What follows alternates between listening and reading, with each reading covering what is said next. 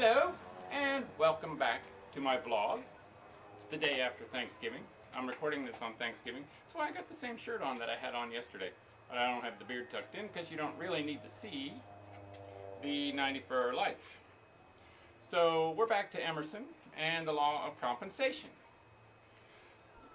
The farmer imagines power and place are fine things, but the president has paid dear for his White House.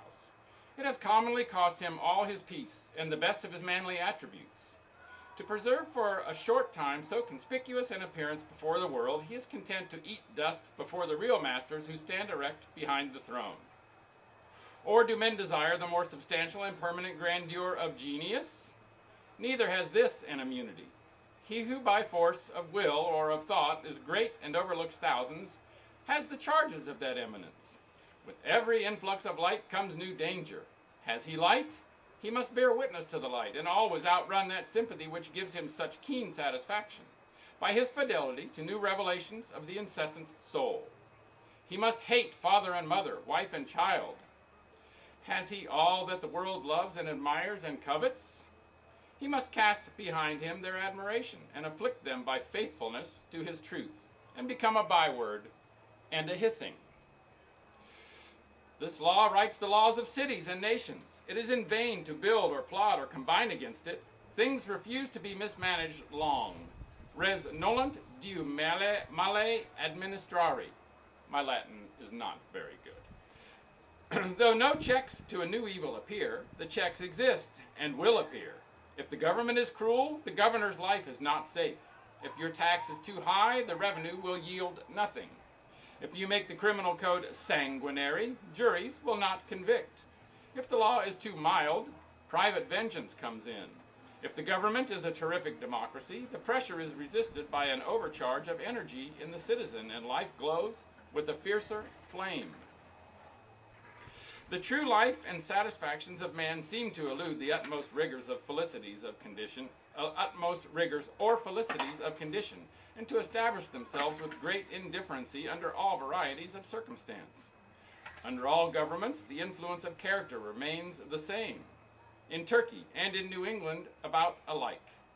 Under the primeval despots of Egypt, history honestly confesses that man must have been as free as culture could make him. These appearances indicate the fact that the universe is represented in every one of its particles. Everything in nature contains all the powers of nature. Everything is made of one hidden stuff, as the naturalist sees one type under every metamorphosis, and regards a horse as a running man, a fish as a swimming man, a bird as a flying man, a tree as a rooted man. Each new form repeats not only the main character of the type, but part for part all the details, all the aims, furtherances, hindrances, energies, and whole system of every other. Every occupation, trade, art, transaction is a compend of the world and a correlative of every other. Each one is an entire emblem of human life, of its good and ill, its trials, its enemies, its course, and its end, and each one must somehow accommodate the whole man and recite all his destiny. The world globes itself in a drop of dew. The microscope cannot find the animalcule, which is less perfect for being little. Eyes, ears, taste, smell, motion, resistance, appetite, and organs of reproduction that take hold on eternity all find room to consist in the small creature. So do we put our life into every act. The true doctrine of omnipresence is that God reappears with all his parts in every moss and cobweb. The value of the universe contrives to throw itself into every point. If the good is there, so is the evil. If the affinity, so the repulsion. If the force, so the limitation. Thus is the universe alive. All things are moral. That soul which within us is a sentiment, outside of us, is a law. We feel its inspiration. Out there in history we can see its fatal strength. Quote, "It is in the world and the world was made by it." End quote. Justice is not postponed. A perfect equity adjusts its balance in all parts of life. Hoi kuboi dio ai equipotoisi, whatever. The dice of God are always loaded. I guess that's what that meant. The world looks like a multiplication table or a mathematical equation which, turn it how you will, balances itself. Take what figure you will, its exact value, nor more nor less, still returns to you. Every secret is told, every crime is punished, every virtue rewarded, every wrong redressed in silence and certainty. What we call retribution is the universal necessity by which the whole appears wherever a part appears. If you see smoke, there must be fire. If you see a hand or a limb, you know that the trunk to which it belongs is there behind.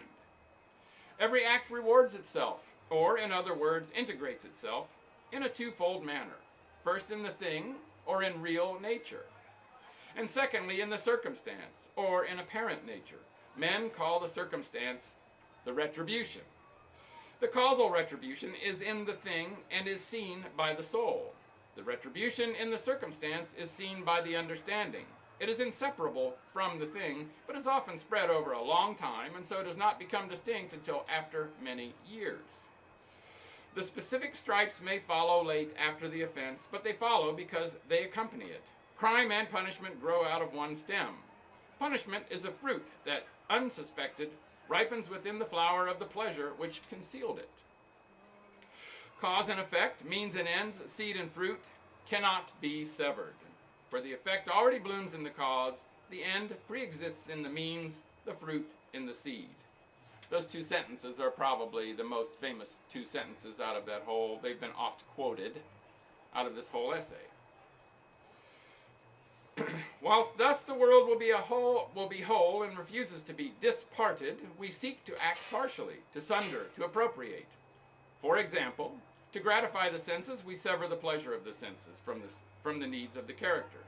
The ingenuity of man has always been dedicated to the solution of one problem, how to detach the sensual sweet, the sensual strong, the sensual bright, etc., from the moral sweet, the moral deep, the moral fair. That is, again, to contrive to cut clean off this upper surface so thin as to leave it bottomless. To get a one end without an other end. The soul says, eat. The body would feast. The soul says, the man and woman shall be one flesh and one soul. The body would join the flesh only. The soul says, have dominion over all things to the ends of virtue. The body would have the power over things to its own end. And speaking of end, that's where I'll end for today.